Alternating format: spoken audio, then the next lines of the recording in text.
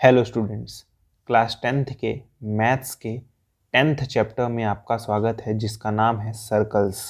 आज के वीडियो में हम लोग सर्कल्स का एनसीईआरटी का फर्स्ट एक्सरसाइज सॉल्व करेंगे। तो चलिए शुरू करते हैं। तो देखिए फर्स्ट क्वेश्चन है, how many tangents can a circle have. एक सर्कल के पास कितने टेंजेंट्स होते हैं। तो सपोज करिए आपके पास एक सर्कल है, ठीक है। मुझे एक बात बताइए, टेंजेंट किसे कहते हैं। टेंजेंट पहली बात एक लाइन होती है। टेंजेंट क्या होती है? एक लाइन होती है जो सर्कल को सिर्फ टच करती है।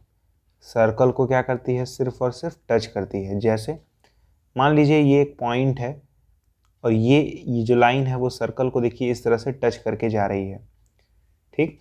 तो इस लाइन को हम लोग टेंजेंट कहते हैं, ओके।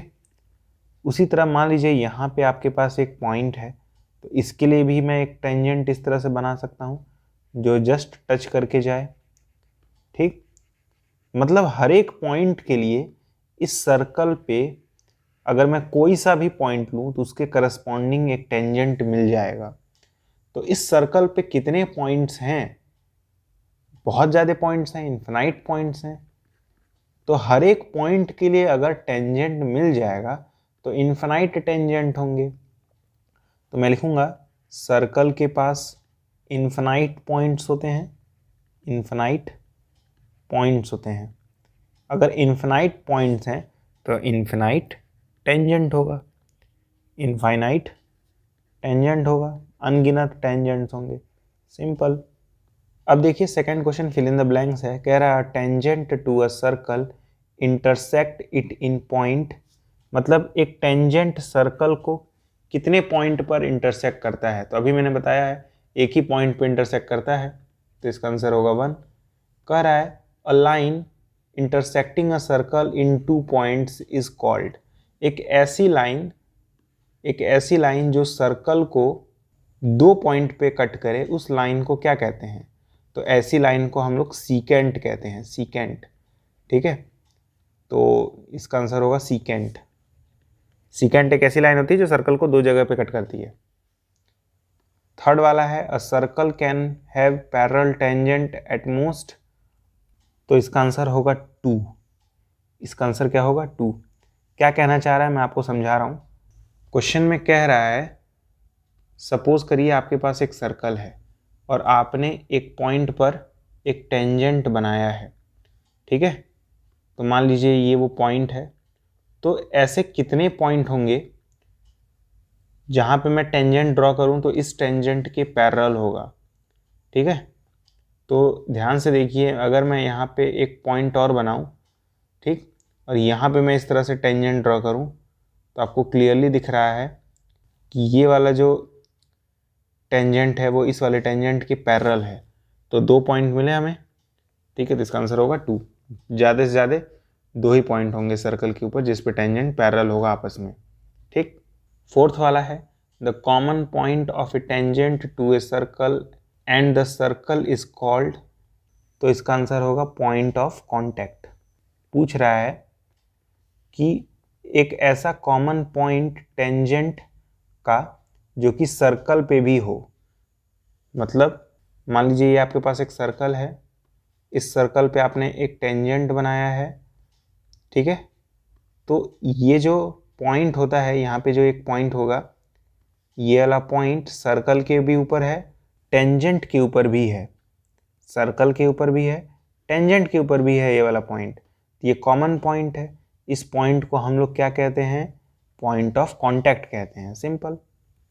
क्वेश्चन नंबर 2 भी सॉल्व हो गया। तो देखिए थर्ड क्वेश्चन है a tangent P Q at a point P of a circle of radius 5 centimetre meet a line through centre O at point Q so that O Q is equal to 12 length of P Q is. ठीक है, बहुत easy question है। पहले आप इसका figure draw करना सीख जाइए, उसके बाद बहुत आसानी से सॉल्व हो जाएगा। कह रहा है आप अगर आपके पास एक सर्कल है, इस सर्कल पे एक पॉइंट है P, ठीक है। इस पॉइंट P पर एक टेंजेंट ड्रॉ किया गया है। क्वेश्चन में बोला है इस पॉइंट P पर क्या किया गया है? एक टेंजेंट ड्रॉ किया गया है, ठीक है। टेंजेंट का नाम है PQ। तो अगर यहाँ पे P है तो यहाँ पे Q होगा। ठीक है। यहाँ पे क्या होगा, Q होगा, सेंटर O होगा क्योंकि बोला है सेंटर O है क्वेश्चन में ये भी बोला है कि इस O और इस Q को ज्वाइन कर देंगे, ठीक है। तो OQ की वैल्यू 12 है, ऐसा क्वेश्चन में बोला है। तो ये नीचे वाला 12 है। अगर मैं इस P को इस O से ज्वाइन कर दूं इस तरह से, तो आप जानते हैं ये रेडियस हो गया सर्कल का, ठीक है। और आपने एक थ्योरम पढ़ा होगा कि जो रेडियस होता है वो टेंजेंट के परपेंडिकुलर होता है, ठीक है। मैं आपको बता दूं, अगर ये बात नहीं पता है आपको तो नोट करके लिख लीजिएगा, थ्योरम है, मैं प्रूफ तो नहीं बताऊंगा। टेंजेंट जो होता है वो रेडियस के परपेंडिकुलर होता है, ठीक। तो यहाँ पे मैं कह सकता हूँ 90 डिग्री का एंगल बनेगा। कितने का बनेगा एंगल? 90 डिग्री का। ये जो रेडियस है वो इस टेंजेंट के परपेंडिकुलर होता है हमेशा। और अगर ये रेडियस है तो हमें रेडियस की वैल्यू 5 गिवन है, तो यहाँ पे 5 आ जाएगा। अब मुझे फाइंड क्या करना है? PQ, मतलब इस लेंथ को हमें फाइंड करना है। तो मैं पाइथागोरस थ्योरम लगा दूंगा। पाइथागोरस थ्योरम कहता है हाइपोटेनियस का स्क्वायर इक्वल होता है परपेंडिकुलर स्क्वायर प्लस बेस के स्क्वायर के, ठीक है। तो हाइपोटेनियस कौन होगा इसमें से? ये होगा हाइपोटेनियस, कि ये होगा कि फिर ये वाली साइड होगी जिसको मैं कुछ सपोज कर ले रहा हूँ, मैं x मान ले रहा हूँ, ठीक है। तो जो भी 90 के सामने वाला होता है वही हाइपोटेनियस होता है। तो हाइपोटेनियस की वैल्यू 12 गिवन है, 12 का स्क्वायर। परपेंडिकुलर आप 5 को मान सकते हैं, 5 का स्क्वायर। बेस आप इस x को मान सकते हैं, तो x का स्क्वायर। 12 का स्क्वायर 144 होता है, 5 का स्क्वायर 25 होता है, प्लस x का स्क्वायर। 25 को इधर भेजेंगे तो 144 माइनस 25 हो जाएगा इजिकल टू एक्स स्क्वायर।